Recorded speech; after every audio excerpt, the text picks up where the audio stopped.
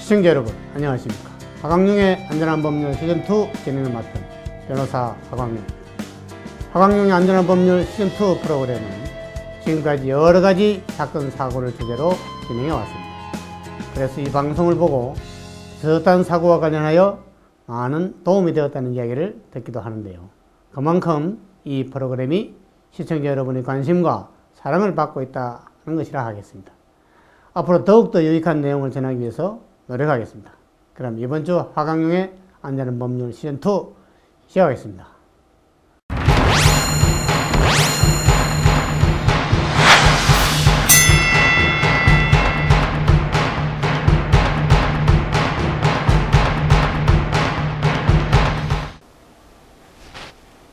네, 안녕하세요. 안녕하세요. 어쿠스틱 플라워의 나인입니다. 안녕하세요. 최고입니다. 네, 그 두 분 운전하시나요? 네, 네, 운전 다 해요. 예. 운전하신 지 얼마나 됐어요? 한 15년 된 것 같은데. 그래요? 저도 그 정도. 99년에 제가 면허 땄으니까. 일찍 하셨네. 예. 운전 누가 더 얌전하게 하시나? 같이 그래요? 안 다녀봐가지고. 운전은 차 안 타봤어요, 서로? 네, 제 차는 타봤을 거예요, 최고 씨는. 그래요. 운전 조심해야 되는데, 그죠? 네. 운전대만 잡으면 좀 달라지는 사람 있죠? 아, 그 카트라이더라고 해야 되나? 그래요. 그 영향이 굉장히 있나 봐요. 네. 그리고 평소에는 욕 안 하다가 네. 운전대만 잡으면 욕 잘하는 사람도 있죠. 아, 과격해지고. 육두문자가 그냥. 저도 사실은 그 우리 아들이 어릴 때 네. 그 운전하다가 앞에 사람이 뭐 이상하게 신호위반하고 어쩌고저쩌고 하면은 안 하던 욕을 해가지고 우리 아들이 아주 어릴 때인데 그 내 욕하는 거를 그 앞에 사람이 얼쩡거리거나 뭐 하면 따라 하더라고요. 아. 여기서 얘기하기 곤란한 욕인데 아. 그래서 내가 그걸 보고 듣고 아 내가 욕해서는 안 되겠구나 해서 뭐 욕을 안 했는데 그런 경우가 있었습니다. 아. 조기 교육에도 굉장히 중요하네요. 네, 그래요. 이제 희한하게도 그 애가 그 앞에 차가 뭐 막히거나 아니면은 뭐 이렇게 가로막고 있거나 뭐 답답한 사정이 되면은 어떻게 알았는지 내가 하는 얘기를 대신하더라고. 혼자서. 그래, 어쨌든 우리가 운전대를 잡으면 성격이 급해지고 또 뭐 자기가 잘못한 거는 관대한데 네. 남의 잘못에 대해서는 아주 그 과격하게 대하는 그런 경우인데 서로 자기 관리를 더 잘 하고 자기에 대해서 더 엄격해야 되겠죠. 오늘 일기 토론 주제가 아마도 운전 중에 생길 수 있는 일이라고 합니다. 아, 네. 예, 그래서 오늘 토론 주제 한번 화면을 통해서 또 듣고 네. 보고 오늘에 한번 얘기를 해보도록 하겠습니다. 예, 네, 보시죠. 알겠습니다. 네. A씨는 얼마 전에 면허를 딴 초보 운전자였습니다. 늦은 시간 야근을 하고 귀가하다가 자동차 전용 도로 구간에서 졸음 운전을 하게 되었는데요. 위험하게 운전을 하던 A씨는 자동차 전용 도로를 불법으로 사용하던 오토바이와 부딪히는 사고가 발생합니다. 이 사고로 오토바이 운전자가 사망하였는데요. 과연 이 같은 경우 자동차 운전자인 A씨는 법적인 책임을 얼마나 져야 할까요? 네, 잘 들으셨죠? 네. 네. 두 분의 의견이 어떠냐 물어보겠습니다. 나인 씨 어때요? 일단 뭐 자동차 전용 도로라고 하더라도 운전자 본인이 일단 졸음 운전한 게 확실히 밝혀졌기 때문에 이 부분은 이제 운전자의 잘못이다. 운전자 잘못이다. 좀 더 책임을 크다. 져야 한다. 네.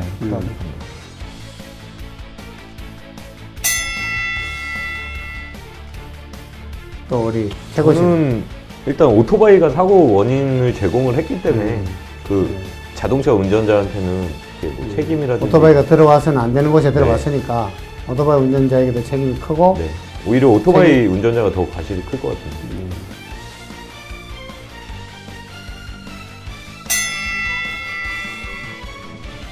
두 분 한번 이 사건에 대해서 네. 토론 한번 열띤 토론 하시죠. 네, 알겠습니다. 이따 뵙겠습니다. 자, 졸음운전했죠? 운전자가 잘못입니다. 저는 이런 경우에 오토바이가 어쨌든 사고의 원인 제공자이기 때문에 오토바이의 잘못이 더 크다고 생각을 네, 합니다. 근데 일단 팔짱 끼지 마세요. 건방져 보이니까. 네. 일단 누가 죄를 졌냐가 아니고 누가 과실이 크냐라는 얘기잖아요, 지금. 네, 분명히 운전자가 자, 우리 음주운전 됩니까 안 됩니까? 안 되죠. 그럼 음주운전이랑 졸음운전이랑 어떤 게 큽니까? 뭐 졸음이 더 크겠죠. 왜 그렇습니까? 아, 왜 그러냐고요? 아니 음주는 안 하면 되는 거긴 하지만 인위적으로 안 하면 안 할 수는 있는 게 음주운전이고 이게 졸음운전은 네. 내가 어쩔 수 없이 해야 되는 거니까. 아니 어쩔 수 없이가 아니고 사고가 날 확률이 졸음운전이 훨씬 크답니다. 네. 네. 굉장히 큰 거예요. 근데 음주운전 지금 외국 같은 경우에는 음주운전 하면은 거의 징역이에요. 아시죠? 그러니까 사람을 죽일 만한 행동을 했다고 판단하는 거예요. 그죠? 그 정도로 위험한데도 지금 졸음운전은 더 심하다는 거죠. 쉽게 말하면. 왜? 사고 날 확률이 높으니까. 야근을 해서 너무 힘들어. 피곤해. 피곤하면 차를 놓고 가던가. 네? 네. 아니면 좀 쉬어서 좀 졸고 좀 자다가 좀 깨면 가던가. 그러니까 본인도 알고 있는 상태예요. 야근을 했대. 야근을 한 상태야. 너무 힘들어. 졸음운전 안 하면 되잖아.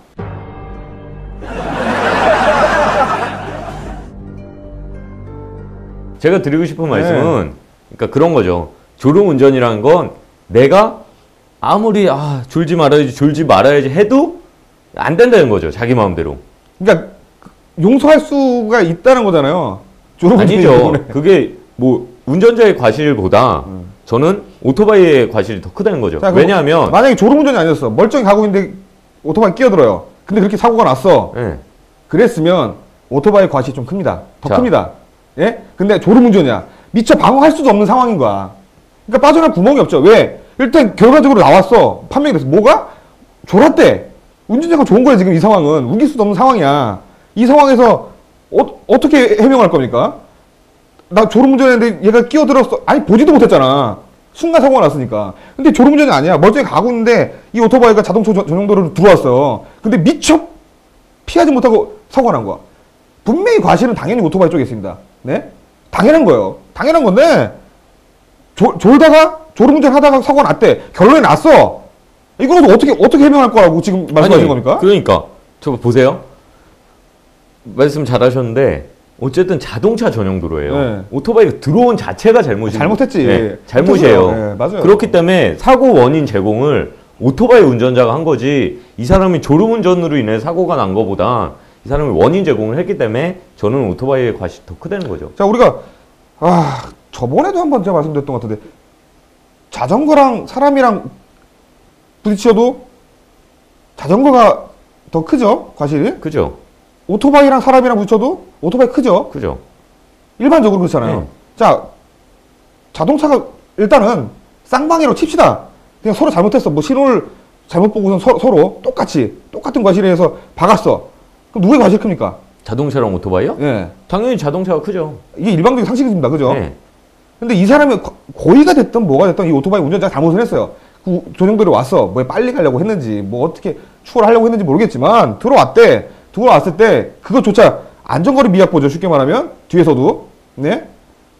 이게 만약 추월하다가도 만약 박았다고 쳐. 그래도, 그러면, 그러니까, 의도가 있는 상태에서 오토바이가 들어왔으면, 오토바이 잘못했을 것 같아요. 아니, 그쵸. 근데 나인 씨 말씀대로 그래도 그게 만약에 과실이 5대5라고 쳤을 때 사고가 났어. 그것도 인명피해야. 그럼 자동차 쪽에 과실이 더 크다. 이렇게 생각이 듭니다. 네, 그거는 물론 맞아요. 맞는데 나인 씨가 말씀하신 건 일반적인 도로에서 얘기를 하신 네, 거고 맞아요. 여기는 자동차 전용 도로예요. 하지만 졸았잖아요. 자동차만 다닐 수 있는 도로예요. 왜 졸아? 아니 피곤하면 졸 수도 있는 거죠. 아니 자고 가지. 그러면 이렇게 자동차 전용 도로에 왜 들어와? 뭐라고요? 왜 들어와? 오토바이가. 바빴나 보지. 이 사람도 졸 수 있는 거지. 사고가 날라가 들어왔겠어요? 아니라고. 그게 아니고. 들어온 거 자체가 잘못이라고. 맞잖아. 잘못했다니까? 들어온 거 잘못했어. 그렇기 근데 때문에 이 사람이 아 저 사람 졸고 있냐고 들어가? 그건 아니잖아. 그렇기 때문에 아니, 누가 졸고 있는 줄 알고 들어가냐고. 오토바이의 과실이 더 크다는 거죠. 무슨 소리 하시는 거예요? 제 얘기 들어보세요. 아니 뭐 과실이 있어요. 없다고 하는 게 아니야. 오토바이가 과실이 있어요. 저 왜 이렇게 쳐다보십니까? 아니 그러니까 뭐 그러면 쌍방이라는 얘기예요 지금? 아니 일단 쌍방보다는 당연히 자동차 측이 크다는 얘기죠. 예? 아니 어떻게 자동차가 클 수가 있냐고요. 자동차 전용 도로인데 왜 졸아? 아니, 살인 행위를 한 거예요. 그럼 제가 하나 물어볼게요. 네. 왜 들어와? 뭐라고요? 전용 도로인데 바빴나 보죠. 이 사람도 졸 수 있는 거죠.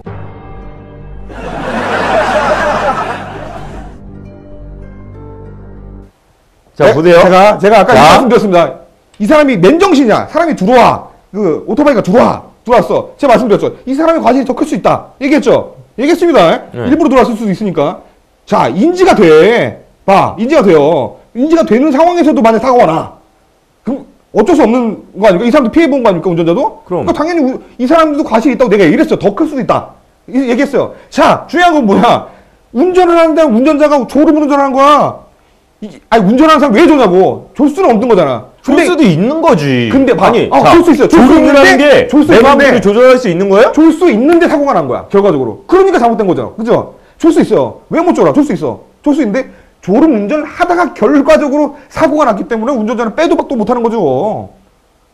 이해 안 되십니까? 아니, 자 졸음이라는 게 아이고, 야, 이상한 말씀하지 마세요. 저기요. 아니 다 내 마음대로 알아들었으니까. 될 수 있는 게 아니잖아. 아, 그러니까요. 그러니까 아까 제가 분명히 답을 다 드렸던 것 같아. 졸음 운전이 오면 순간 콕 짜는 게 아니기 때문에 최고 씨 말씀대로 할 수 있다면 당연히 갓길에 세든지 아니면 그냥 놓고 뭐좀 쉬다 가든지 놓고 가든지 방법을 그렇게 강구를 했어야지. 존다고 그냥 몰라 자동차 전용도니까 막 놓고 운전해 사고가 내 책임 아니야. 이렇게 되는 거예요 지금. 말씀 잘하셨어요. 자 쉬다 갈 수도 있겠죠. 네. 갓길에 세우고 그러면 반대로 오토바이 운전자도 급해. 자동차 전용도로 안 타고도 충분히 갈 방법이 있는데 네. 거길 왜 들어왔냐는 거지. 이 사람이 오토바이 운전자도 졸음 운전을 하진 않았어. 아니 졸음 맨정신이겠지. 맨정신이죠. 하지만 그게 더 나쁘다는 거지. 아니, 나쁘다니까? 맨정신에서 왜 들어왔냐고. 나쁜데 사고 날 줄 알고 들어가냐고. 그거 그렇기 아니잖아요. 때문에 네.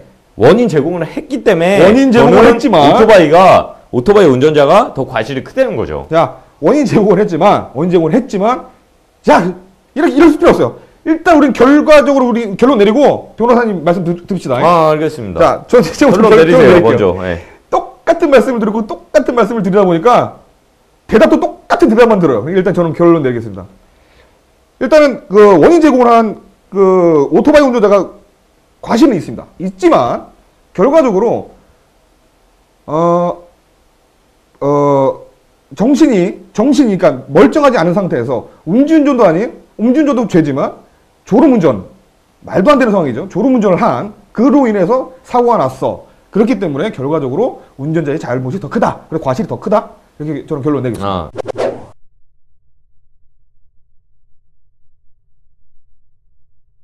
그럼 저도 결론 말씀드리겠습니다.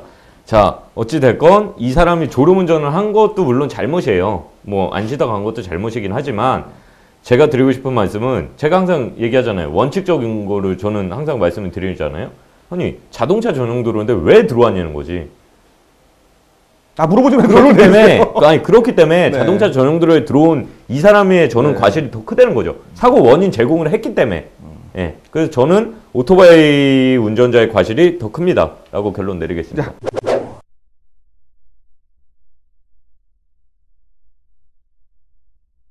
변호사님께 여쭤보시죠. 네.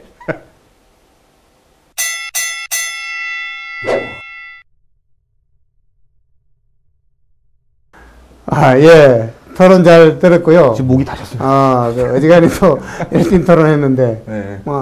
뭐 밖에 나가 싸울 일은 아니죠? 그래요.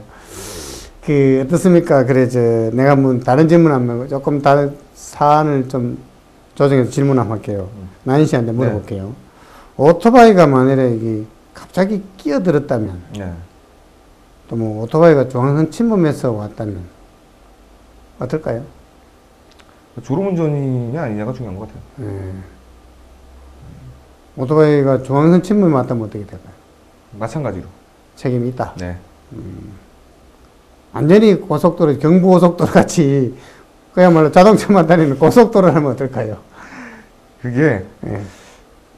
일단 졸음운전이 아니라가지고 아니 자꾸 졸음운전만 말씀하시지 말고. 그러니까 그게 아닌 상황이면 당연히 오토바이 잘못했죠. 근데 이건 그래요. 졸음운전이기 때문에 그래요. 예. 졸음운전이 워낙 크기 때문에 예, 큽니다. 최고 씨한테 물어볼게요. 네. 만일에 전방에서 오토바이가 나타났다. 전방 주시만 잘했더라면 피할 수 있었을 경우에는 어떨까요? 그렇게 되더라도 일단 이 상황처럼 전용 도로에선 사실 들어와서는 안 되는 곳에 오토바이가 들어와서는 안 된다. 때문에. 오토바이 있으리라고 생각하고 그렇죠. 운전할 그렇게 수는 달리진 없지 않느냐. 않으니까, 예. 그런데 졸음운전 안 했더라면 사고를 방지할 수 있었다라고 얘기해질 때는 어떨까요? 뭐 일단 인사사고기 때문에 뭐 누구의 잘잘못이 사실 더 크냐보다는 저는 항상 원칙만 고수하기 때문에 원칙 논자다 보니까. 원인 제공을 한 오토바이에 같이 더. 근데 지금 현재 우리가 사안에서 나온 사건은 실제로는 한 오토바이에게 과실 한 70% 인정한 자동차 운전자가 30% 정도 인정한 그런 사고 아닌가 이런 생각이 듭니다. 네. 어쨌든 오토바이로서는 다녀야 할 길을 다녀야지 안 다니던 길을 함부로 다니다가 사고를 당하면 뭐 자동차 운전자의 책임지우면 뭐합니까? 자기가 과실이 더 크거나 그렇죠. 엄청난 손해를 입는데 그죠? 오토바이 운전자도 조심해야죠. 네. 그리고 한편 생각하면은 자동차 운전자로서는 억울하죠. 그죠? 뭐 오토바이 안 나타났더라면 사고도 안 났을 거고 전혀 예상치 못한 오토바이가 나타나서 사고를 당했으니까 자동차도 더 많이 부서지고 일도 못하고 보험료도 올라가고 그죠? 그래서 법률가이긴 하지만 뭐 자동차 운전자에게 주의 의무를 강하게 부여하는 것은 뭐 찬성은 하지만 그런 그 교통사고를 자주 일으키는 오토바이의 경우에는 그에도 좀 무거운 책임을 좀 지어야 되는 거 아니냐. 스스로 위험을 많이 안고 다니는 그 교통수단이니까. 그래서 사고를 자꾸 유발해요. 오토바이를 4발로 바꿔야 돼요? 아니, 저는 아예 운전을 안 하겠습니다. 그래서 이제 자동차 입장에서는 오토바이만이었더라면은 내가 이런 불편을 겪지 않지 않았겠냐. 그런 측면에서 오토바이 운전하는 사람에게 좀 주의를 당부하고 싶은 것이 제 개인적인 생각입니다. 네. 변호사님 그럼 네. 질문 하나만 네. 드리겠습니다. 그런 자동차 전용 도로가 아닌 네. 그냥 일반 대로에서 뭐 전부 다 그러신 건 아니지만 이렇게 난폭 운전을 하시는 오토바이를 타고 난폭 운전을 하시는 분들 배달. 네. 배달하는 있지 분들은. 않습니까? 그런 분들이랑 만약에 사고가 났을 때는 어떻게 네. 그런 경우가 많죠. 오토바이가 다닐 수 있는 길이라 할지라도 네. 오토바이가 난폭 운전을 했다. 교통법규를 위반해서 운전하는 경우를 많이 보죠. 네. 뭐 예를 들어 횡단보도 같은 데서 그냥 확 가로질러 간다든지 그거는 불법 예, 아닙니까? 신호 위반하는 경우도 많고 그죠, 오토바이가. 이 오토바이 가지고 킥 배달하는 사람도 많고 한데 교통법규 위반은 오토바이가 참 많이 하죠. 그런 경우에도 예를 들어 아까 얘기했지만 중앙선 침범해서 오토바이가 오는 것을 들이받았다, 그걸 충돌했다, 이런 경우에는 자동차 운전자가 면책되는 경우가 많은 겁니다. 그리고 또 이제 오토바이가 또 인도를 막 다니는 수가 있어요. 맞아요. 다니다가 갑자기 또 차도로 확 나타나. 그런 경우에 이 오토바이가 자동차보다 빨리 달리다가 끼어들어가지고 그렇게 교통법규를 위반하는 경우에는 아마도 오토바이에게 더 과실이 큰 걸로 해가지고 자동차가 면책되거나 자동차 운전자가 면책되거나 오토바이 운전자의 과실이 더 큰 경우가 있을 겁니다.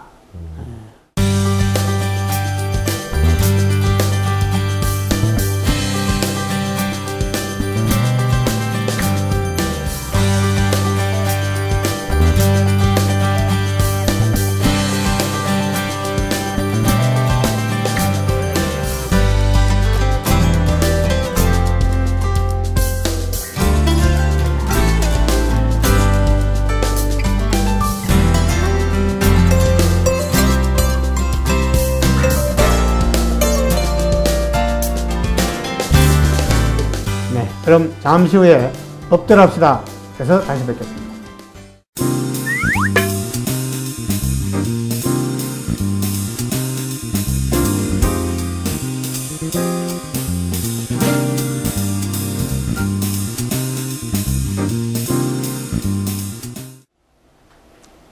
안녕하세요. 변호사 하광룡입니다.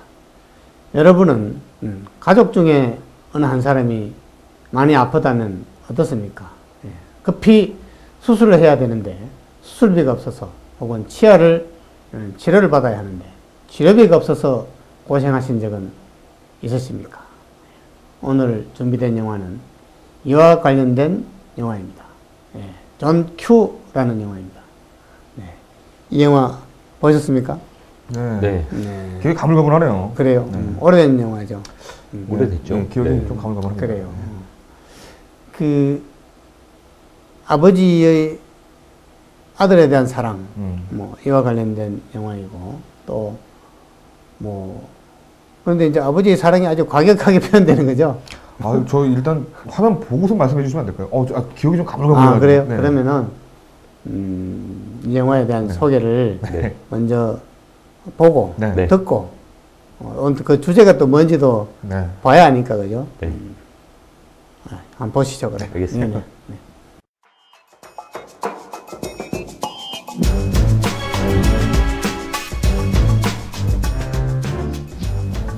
단란한 한 가정의 아버지 존 큐. 어느 날 그의 아들 마이크가 야구 게임 도중 쓰러지고 검사 결과 당장 심장 이식 수술을 하지 않으면 위험하다는 청천벽력 같은 소식을 듣게 되는데요. 그러나 존 큐는 치료비가 없었고 보험 혜택은 물론 정부 지원금도 기대할 수 없는 상황입니다. 절망적인 상황으로 몰린 그는 결국 아들을 살리기 위해 병원을 점거하기에 이르는데요. 그의 요구사항은 단 하나, 아들의 이름을 심장수술 비기자 명단에 올리는 것이었습니다. 하지만 이 인질극은 세상에 알려지기 시작하고 경찰은 특별기동대 스왓을 동원하면서 사태는 걷잡을 수 없이 커지는데요. 과연 존 큐와 그의 아들은 어떻게 될까요? 그럼 오늘의 토론 주제입니다. 아들을 살리기 위해 병원에서 인질극을 벌인 존 큐. 그는 어떤 처벌을 받게 될까요? 예, 잘 보셨죠? 네. 의외의 주제이긴 한데요. 그 자신의 가족을 살리기 위해서 병원을 이렇게 막 점거하고 인질극 벌인 게 어떻습니까? 최고시 어때요? 저는 일단 불법적인 행동을 한 거기 때문에 네. 사실 물론 부성애도 중요하고 자식을 위한 아버지의 사랑이란 감정은 알겠지만 네. 타인에게 너무 많은 피해를 줬기 때문에 네.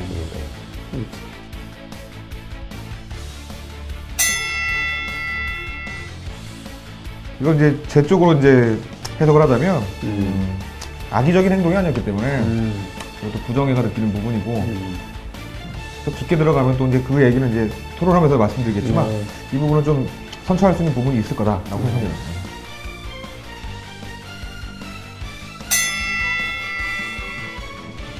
예, 그러면은 두 분이 한번 열띤 토론해 보시죠. 네. 저도 한번 토론하는 동안에 잘 생각해 보겠습니다. 알겠습니다. 예.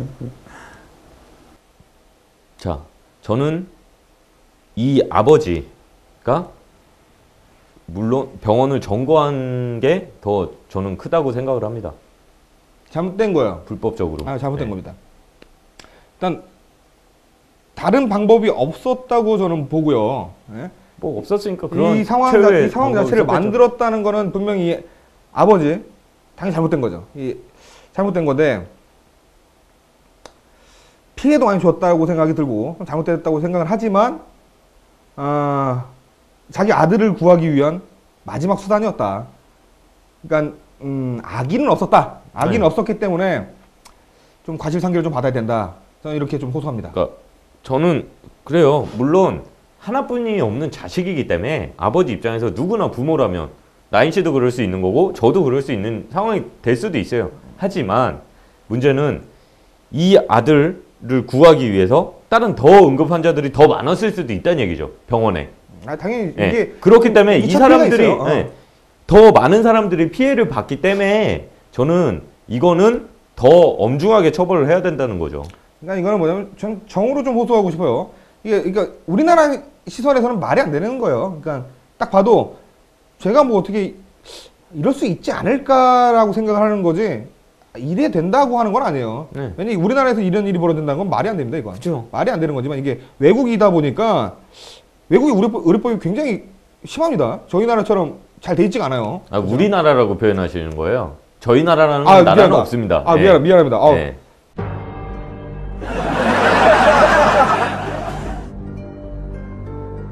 이따 보면은 우리나라 의료보험 같은 경우에 그래도 다급하면 보호자 동의하에 바로 이제 우리가 급하게 수술을 들어갈 수 있습니다. 그죠? 네. 근데 미국 같은 경우엔 의료법이 굉장히 심하잖아요. 절차가 더 심하고. 저는 모르겠어요, 사실. 그 등급도 있습니다. 그러니까 그 뭐였냐? 그 영화 중에 시코라는 영화가 있었는데 네. 뭐 이렇게 그 다큐멘터리로 찍은 영화가 있어요. 의료보험법에 대한 그 문제점에 대해서 다뤘던 영화인데 굉장히 심합니다. 등급이 안 되면 제대로 받지도 못해요. 치료도 못 받고. 근데 이 영화의 이 주인공 같이 능력이 안 돼. 실적으로 지금 능력도 안 되고 보험을 혜택을 받을 수도 없는 상황이야. 그렇다고 정부의 지원도 못 받아서. 자, 본인이 알고 있어요. 하지만 아들은 살려야 되는 부분이 있고 당장 심장 수술을 안 하면 죽게 돼 있어. 근데 이게 부모마음 아닙니까? 그럼요. 근데 행동을 잘못했어요. 그 병원 자체를 점거하고선 뭐 이렇게 인지를 잡고 이 사태는 굉장히 잘못됐다고 생각을 하지만 얼마나 할 수 없었으면 아니면 지금 자기 자식이 자기 눈앞에 죽는데 그걸 어떻게 봅니까? 그러니까 그 사람이 했던 행동 자체는 잘못됐지만 악의적인 행동이 아니고 부모의 정을 느낄 수 있는 부분이다. 더 이상의 2차 피해가 만약에 없었다고 하면 그 아까 말씀하셨던 그 급한 수술 환자 그런 부분만 네. 이렇게 뭐 무마가 됐다고 하면 좀 이렇게 선처해줘도 되지 않을까. 그러면 나인 씨 말씀은 어쩔 수 없는 상황이 됐으면 그렇게 해도 된다는 말씀이에요? 그러니까 누가 얘기해도 내 얘기를 아무도 안 들어주니까. 그러니까. 그 사람은 그럼 어쩔 수 사람이니까. 없으면 범행을 저질러도 된다? 일단 잘못을 했죠. 제가 말씀드렸잖아요. 잘못했어요. 하지만 이게 악의적인 행동이 아니기 때문에 좀 선처할 수 있는 부분이 아닐까. 물론 악의적으로 한 건 아니죠. 네. 당연히 자기 하나뿐이 없는 자식이기 때문에 당연히 살려야 되는 게 부모의 마음인 거고. 하지만 제가 드리고 싶은 말씀은 그 과정이 잘못됐다는 거죠. 그러니까 아들을 살리기 위한 과정이 뭔가 다른 방법이 있었음에도 불구하고 마지막 최후의 수단을 쓴 거잖아요. 이 아버지는. 병원을 일단 점거를 했어요. 물론 무기 소지로 일단 점거를 했겠죠. 그러면 자 보세요. 불법 무기 소지가 될 수도 있는 거예요. 그거는 그리고 알아봐요. 네. 자 감금 해당되죠? 해당됩니다. 네. 해당됩니다. 거기다가 2차 피해 나머지 주변 사람들을 더 위급하게 만들었어요. 그렇기 때문에 이거는 빼도 박도 못한 거예요. 더 큰 엄중하게 처벌을 해야죠. 빼도 박도 못할 수도 있다고 생각을 해요. 엄중하게 있다고 생각을 처벌해야죠. 하지만 아까 말씀드렸던 것처럼 아까 말씀하셨잖아요. 본인이 말씀하셨잖아요. 지금 서거 씨가 다른 방법도 있었을 텐데 최후의 수단이라고 말씀하셨죠. 그래요. 최후의 수단인 거야. 방법이 없었던 거예요. 다른 방법이 없었던 거야. 최후의 수단이어도 범죄는 안 된다는 거죠.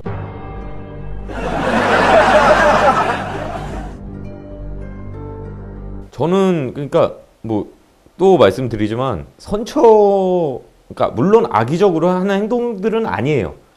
당연히 자기 자식을 살리기 위해서 한 거지만 아무리 그렇다고 하더라도 이 사람 사실 막말로 얘기하면 예를 들면 이런 경우가 있을 수가 있어요. 내 아들이 죽어가. 근데 내 아들을 살리기 위해 다른 사람들이 병원에 못 오게 점거를 해. 그럼 이 사람들도 더 급한 환자일 수도 있는 거예요. 다른 사람들이.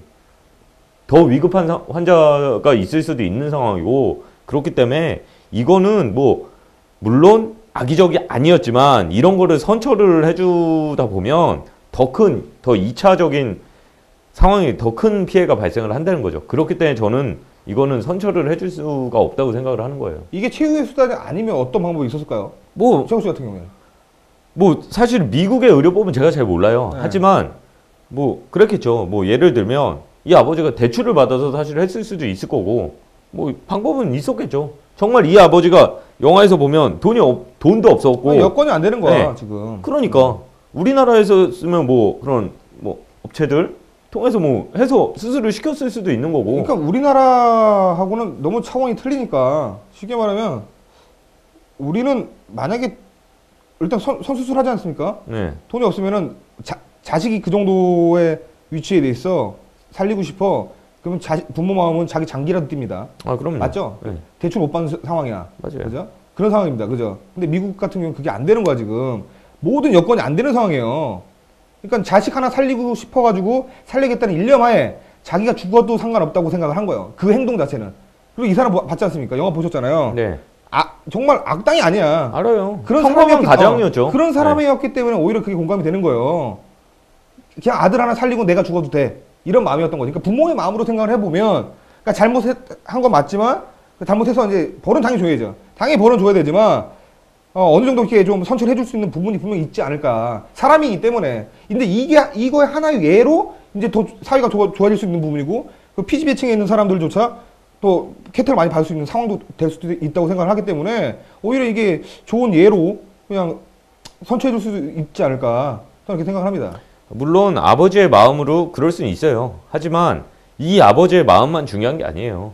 이 사람은 혼자 살아가는 사회가 아니잖아요. 다른 사람들 같이 사는 게 국가고 나라예요. 이 사람만 산다고 나라가 되는 게 아니에요. 그렇기 때문에 이 사람은 자기 자식을 위해서 수많은 사람들한테 피해를 준 거라니까요. 근데 이걸 어떻게 선처를 해주고 그럴 수가 있냐고. 자, 제가 아까 말씀드렸죠. 무기소지, 이게 물론 면허증이 있어야 무기소지가 가능하지 않습니까? 미국 같은 경우. 물론 무기소지 그래요. 뭐 불법이 아닐 수도 있어요. 자, 면허증이 있다고 칩시다. 됐어요. 하지만 감금, 그죠? 감금을 한 거 일단 큰 죄죠. 거기다가 큰 죄죠. 협박까지 했어요. 국가를 상대로 뭐 내 아들을 뭐 이렇게 올려달라 협박을 한 거죠. 그렇기 때문에 이거는 더 큰 범죄예요. 그러니까 제 상식적으로도 일반적으로 이렇게 호소하는 정도 외에 감금이나 협박, 그러니까 저뿐만 아니라 지금 시청자분들도 아실 거예요. 당연히 안 되는 겁니다. 당연히 안 되는 거 당연히 벌 받아야 되는 부분이 맞습니다. 저도 알고 있습니다. 하지만 아까 말씀드렸던 것처럼 그럼 이제 결론 제가 내릴게요. 어차피 왜냐면 정해져 있어요. 이런 상황은 정해져 있기 때문에 하지만 제가 볼 때 이 아버지의 행동이 악의적인 게 아니었고 정말 부모의 정으로서 행동을 했고 그 이후에 더 큰 피해가 없었다고 하면 잘못은 저질렀지만 벌은 주되 약간의 좀 선처를 해줄 수 있는 부분이 분명히 있을 거다. 저는 이렇게 결론 내리겠습니다.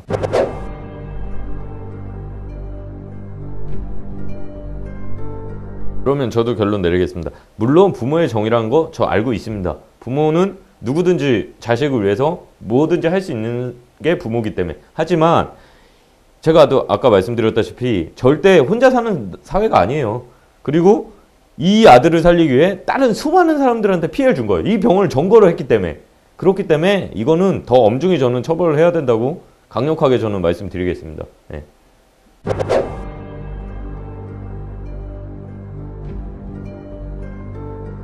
변호사님 옆에 계시네요. 네. 여쭤보시죠. 그럼요.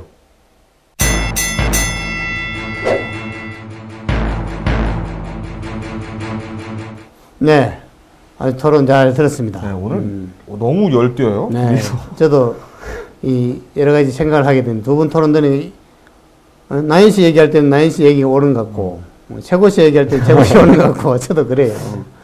저도 한번 생각을 해봤는데 그럼 나인 씨한테 물어볼게요. 혹시 인질극으로 인해 가지고 병원에 다른 환자가 그때 수술 받아야 되는데 수술 시기를 놓쳤다든지 이래가지고 사망했다든지 그 질문만 아니길 바랬어요. 그거 어떻게 될까요? 그 책임을 져야 되지 않을까요? 져야죠. 인질로 잡힌 사람들도 그 뭡니까? 감금죄 아닌가? 감금이죠. 감금이죠. 다 감금이죠. 그 다음에 최고 씨한테 물어볼게요.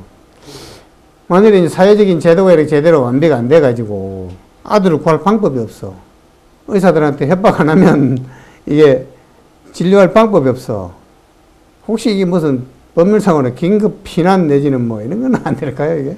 그런 거는 해당이 안 될 것 같습니다. 뭐 아까 제가 뭐 그 방법밖에 없었다. 이건 아니다, 이제. 네. 다른 뭐 아까도 말씀드렸지만 사실 좋은 건 아니지만 뭐 돈을 어디서 빌려와서 사실 할 수도 있는 부분이고. 그래서 이제 수술비라든지 병원의 긴급한 비용을 지원하는 국가적인 제도가 있으면 좋겠죠, 그죠? 네. 아마도 이제 이 영화가 모르겠어요. 미국의 어떤 의료보험제도, 네네. 의료와 관련된 사회보장제도를 비판한 맞아요. 그런 메시지를 주기 위한 영화 아니었는가 생각되는데. 없는 사람은 뭐 그렇죠. 받지 못하는 상황. 미국에서는 특히 의료보험제도가 다양해서 아주 보험을 제대로 된 사람은 다양한 치료를 아주 깊고 훌륭한 치료를 받을 수 있는데, 또 가난한 사람은 그 보험제도가 아주 미비돼서 아예 혜택을 못 받거나 받더라도 아주 미비한 뭐 간단한 치료밖에 못 받는 그런 경우도 있고, 보험료도 비싸요. 그래서 미국에서 오히려 한국의 의료보험 제도를 본받자. 너무 잘 돼 있다. 지금 뭐 우리 의사나 약사 이런 분들은 수가가 너무 낮다. 이래가지고 좀 불만이 없는 건 아니지만, 어쨌든 우리 국민의 입장에서는, 일반 국민 입장에서는 우리나라만큼 의료보험 제도가 평등하고 완벽하게 구비된 나라가 잘 없어요. 그래서 우리 좀 다행스러운 일인데, 어쨌든 미국의 경우에 뭐 지금은 어째 되는지 모르겠지만, 한때 클린턴 대통령 시절에 힐러리 여사가 이 의료보험 제도 개선을 한국을 따라 뽑았자라고 해가지고 그 개선을 위해서 아주 노력을 많이 하다가 결국 그 임기 내 그 실천을 다 못했어요. 아직도 미국에서 이 의료보험 제도가 완비가 안 되어 있는 그런 상황인데, 아마도 이 사건에 있어서 뭐 여러분도 짐작은 하시겠지만, 인질을 벌인다든지 그런 뭐 폭력 행위에 나아갔을 때는 뭐 죄책을 면할 수는 없을 겁니다. 어느 사회이든지 간에. 달리 예를 들어 뭐 어떤 치료비 지원을 호소한다든지, 그죠? 뭐 매스컴을 통해서 홍보한다든지, 뭐 경우에 따라 우리 그런 매스컴 간혹 보죠. 누가 네네. 아주 어려운 상황에 처했는데 수술비가 없다. 방송이나 이런 데서 좀 뭐 십시일반으로 조금씩 이렇게 지원해 달라고 하는 그런 경우도 있고. 또 이제 우리나라는 소위 극빈자의 경우에 어느 정도 수입이 없는 일정 이하의 최저 생계비 정도 뭐 되는 그런 기준을 정해서 의료비를 지원을 하고 있습니다. 그래서 이제 만일에 정 어려운 상황이면 내가 그런 사람이 해당되는지 안 되는지를 구청에 가서 한번 알아보고 의료비 지원을 한번 신청해 보는 것도 일리가 있겠고, 또 뭐 응급 환자의 경우에는 그래서 우리나라에는 응급 의료에 관한 법률이 있어가지고 그 의료기관에서 응급 치료를 거부를 하면 처벌받게 돼 있어요.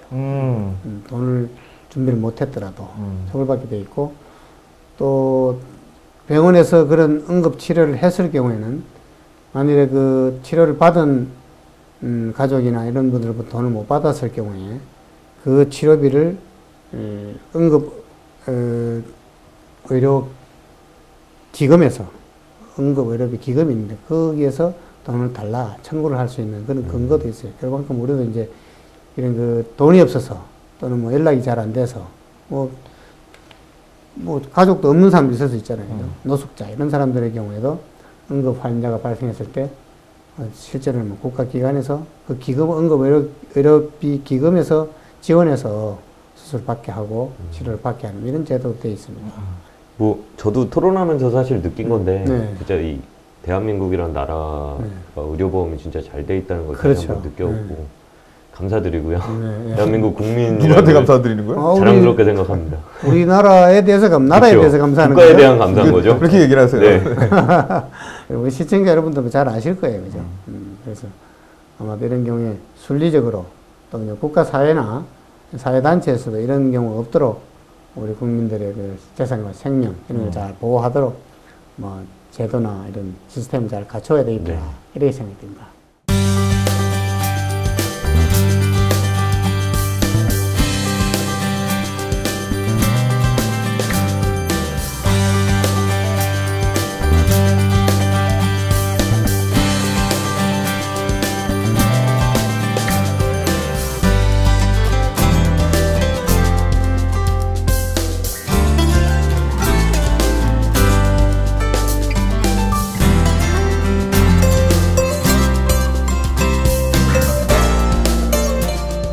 자, 잠시 후에 기초법률 지식 팁을 드리는 시간을 갖도록 하겠습니다.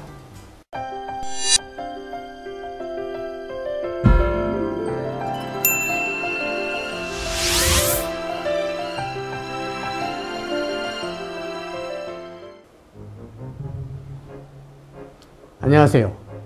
기초법률 지식 팁을 드리는 하강용 변호사입니다. 여러분, 민법, 형법 뭐 이런 얘기를 하고 민사문제, 형사문제 이런 얘기를 하는데 민사 문제와 형사 문제는 도대체 뭐 어떻게 다를까요? 민사 사건은 무엇이며 형사 사건은 무엇이냐? 동일한 사건을 두고 민사 사건으로 해결해야 한다 또는 형사 사건이다 이렇게 얘기를 하고 하는데 형사 사건도 되고 민사 사건도 된다 뭐 이런 얘기를 하고 있는데 이 문제에 대해서 한번 간단히 말씀드리겠습니다. 우리 국민들이 인간들이 생활하는 데 있어서 그야말로 기본적으로 지켜야 할 문제 최소한 이거는 지켜달라. 그걸 지키지 않으면 국가가 개입해서 처벌하겠다 라고 하는 것이 형사 문제입니다. 피해를 당한 당사자가 문제를 제기하지 않더라도 검사가 공익적 입장에서 사회 질서를 바로잡기 위해서 수사하고 처벌하고 하는 것이 형사 문제이고 민사 문제는 당사자들끼리 약속을 지키는 문제라든지 또는 당사자 본인이 뭐 불법행위를 했을 경우에 스스로 문제를 제기하지 않는 한 국가가 나서서 간섭하지 않는 문제 그런 문제는 민사 문제다 이렇게 얘기할 수 있습니다. 다시 말해서 사람을 때렸다 이럴 경우에 사람을 때리는 행위는 폭행, 형사적으로 폭행이라고 그러죠. 폭행하지 말라는 겁니다. 폭행하게 되면은 개인이 문제 삼지 않는다 하더라도 경찰관이 나타나서 폭행을 말리거나 또 잡아가서 조사하거나 그러잖아요. 그런데 뭐 단순히 약속을 안 지켰다. 돈을 빌렸는데 갚지를 않고 질질 끈다. 뭐 이런 경우에는 기본적으로 돈 받을 사람이 민사소송을 제기해야 법원에서 그런 건 검사를 거치질 않죠.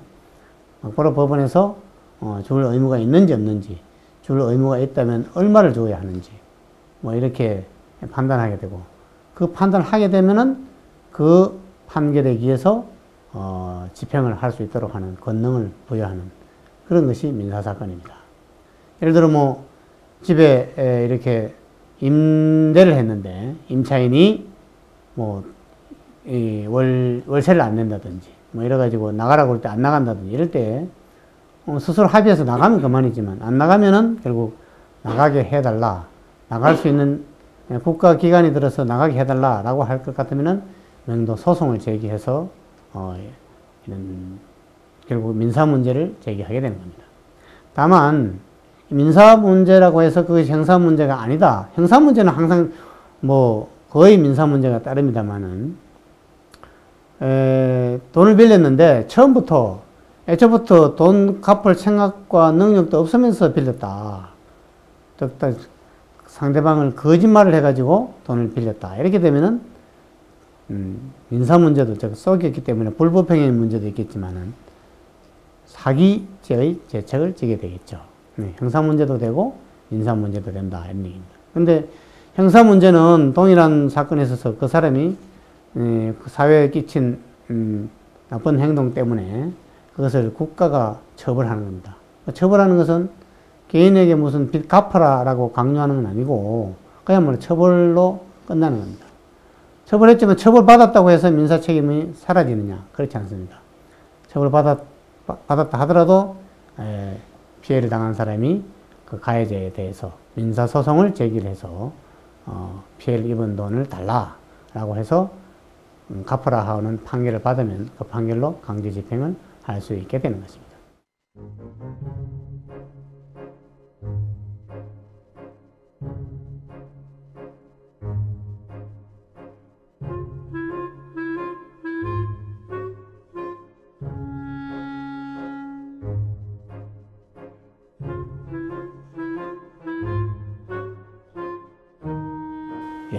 저희 하강용의 안전한 법률에서는 시청자 여러분의 의견을 받습니다. 홈페이지나 전화로 의견을 주시면 참고를 해서 더욱 알찬 프로그램을 만드는 데 힘쓰도록 하겠습니다. 그럼 다음 이 시간에 다시 찾아뵙도록 하겠습니다. 안녕히 계십시오. 극강의 건조주의보, 메말라가는 피부, 덕지덕지 하얗게 일어나는 각질 비상 모두 끝내드립니다. 2014 클린 샤워 때혁명 프리미엄 골드. 쫙쫙 밀어버리고 싶은 때를 남김없이 부드럽게, 자극 없이 시원하게 몸무게가 반으로 줄 것처럼 내 몸에서 한없이 쏟아지는 각질. 이것이 진정한 때 종결자. 2014년 클린 샤워 때 혁명 100만 병 판매 돌파 기념 비-이벤트. 바디용 대용량 하나, 둘, 셋, 넷 무려 4통. 베이스용 1통. 파우치 하나, 둘, 셋, 3개. 이 모두를 다 드리면서 가격은 단돈 39,800원. 39,800원. 잠깐 끝이 아닙니다. 하얗게 벗겨지고 딱딱하게 굳고 쩍쩍 갈라지는 팔각질. 이제 붓고 신기만 하십시오. 보들보들 삶은 달걀처럼 매끄럽게 변하는 놀라운 효과. 때박사 정품 팔각질 제거제 한 세트 무료 증정. 식품 첨가물 주 원료로 안전하고 사용 방법도 쉽고 간편하니까 무료로 드릴 때 꼭 한번 써보십시오. 대박 구성, 대박 할인, 대박 찬스. 사용해보시고 만족스럽지 못하다면 100% 환불 보장까지. 얼굴, 몸, 발까지 온몸의 각질. 지금 빨리 전화하셔서 속 시원하게 해결하세요. 정말 오래 기다리셨습니다. 수많은 분들이 써보고 열광한 바로 그 전설의 때 제품 클린 샤워 때 혁명이 프리미엄 골드로 업그레이드 되었습니다. 말로 표현할 수 없는 시원함, 감동을 넘어선 그 놀라운 효과. 지금 빨리 경험해보세요. 근질근질 참을 수 없는 가려움. 우수수 떨어지는 하얀 가루. 주범은 각질과 때. 이제 뿌려만 주세요. 뿌리는 즉시 쭉쭉 밀리는 엄청난 양의 때. 아직도 피부가 벌겋게 될 때까지 떼수건으로 힘들게 밀고 계십니까? 이제 뿌리고 살살살 문지르기만 해도 보고도 믿기지 않을 만큼 어마어마한 때. 혼자서 때 미는 게 버거웠던 장미순 여사도 이제 때 혁명으로 혼자서도 쉽게. 팔이 아프고 힘이 들었거든요. 근데 이 제품을 며느리가 사줬는데 얼마나 때가 그냥 쭉쭉 밀리고 그냥 힘이 안 들어서 아주 우리 같은 노인네들은 너무 좋아요. 아직도 혹시나 하시는 분들 계십니까? 직접 눈으로 확인하세요. 한쪽에 먼저 사용한 후 손등에 동시에 처음 하는 쪽은 때가 쭉쭉 밀리지만 이미 때가 제거된 쪽은 무반응 확인. 손등에 뿌려주면 쭉쭉 때가 밀리지만 요리판엔 아무리 문질러도 무반응 재확인. 때가 아니면 반응하지 않습니다. 오직 때. 진짜 때만 없애주는 때 제품 끝판왕 클린 샤워 때 혁명 프리미엄 골드. 비밀은 바로 원료의 차이. 화학 성분 절대 아닙니다. 미국, 노르웨이 등 세계 5개국만이 개발에 성공. 내륙과 160km 이상 떨어진 청정 해역에서 무려 수심 1500m에서 끌어올린 진기한 해양 심청수에 병풀 추출물, 산화초 추출물, 특허받은 피부 미백용 한방 원료 등 식물성 원료와 한방 성분으로 더욱 업그레이드. 때와 각질 제거는 물론 뛰어난 피부 보습과 미백 효과까지. 매주 사우나의 전문가에게 때를 밀었던 강재영 씨도 이젠 집에서 때 혁명으로 경제적이고 피부도 촉촉하고 환해져요. 진하게 응축된 고농축액의 놀라운 효과. 차은이들은 때 제품 끝판왕 클린 샤워 때 혁명 프리미엄 골드. 첫째, 뿌리기만 하십시오. 뿌리고 손으로 살살 문질러만 줘도 어마어마한 양의 때가 쭉쭉 쫙쫙. 속이 뻥 뚫릴 정도로 시원하게 온몸의 각질과 때 올킬 쾌감 자극. 버릇처럼 긁어댔던 이종남 씨도 이젠 때 혁명 마니아. 지지 뿌리기만 하면 때가 쭉쭉 나오니까 아주 시원하고 살만합니다. 둘째, 오직 때만 반응합니다. 때 혁명으로 한쪽만 먼저 때를 제거한 후 손등에 다 사용해 보면 처음 하는 쪽에서만 때가 쭉쭉. 손등에 뿌려주면 때가 쫙쫙 밀리지만 요리판엔 아무리 문질러도 반응 제로. 때가 아니면 절대 반응하지 않습니다. 오직 때 진짜 때만 없애주는 클린 샤워 때 혁명 프리미엄 골드. 셋째, 안심할 수 있습니다. 미국, 노르웨이 등 세계 5개국만이 개발에 성공. 내륙과 160km 이상 떨어진 청정 해역에서 무려 수심 1500m에서 끌어올린 신기한 해양 심층수에 식물성 원료와 한방 성분으로 꽉 채워 때와 각질 제거는 물론 뛰어난 피부 보습과 미백 효과까지. 아이 목욕 지키는 게 제일 힘들었던 이재영 씨도 이제 때 혁명으로 즐겁게. 아기 피부에 자극 없이 목욕하는 시간이 즐거우니까 정말 대만족이에요. 왜 이렇게 많은 분들이 때혁명 프리미엄 골드를 대단하다고 칭찬하시는 걸까요? 이유는 간단합니다. 화학 성분이 아닌 피부에 좋은 식물성 성분과 특허받은 한방 성분까지 넣어서 더 믿을 수 있고요. 조금만 뿌려도 때가 그냥 시원하게 밀리는 효과가 정말 남다르기 때문이죠. 망설이지 마시고 지금 바로 전화주세요.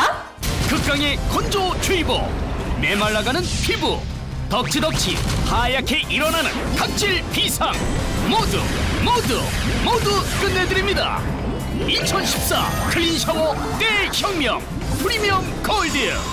퉁퉁 불려서 벌개질 때까지 때 미셨던 분들, 목욕 후에도 남은 각질로 괴로우셨던 분들, 팔 아파서 때 밀기가 힘드셨던 분들, 아이들 목욕시키기가 힘드셨던 분들, 이제 때 제품의 끝판왕 클린 샤워 때 혁명 프리미엄 골드로 해결하세요.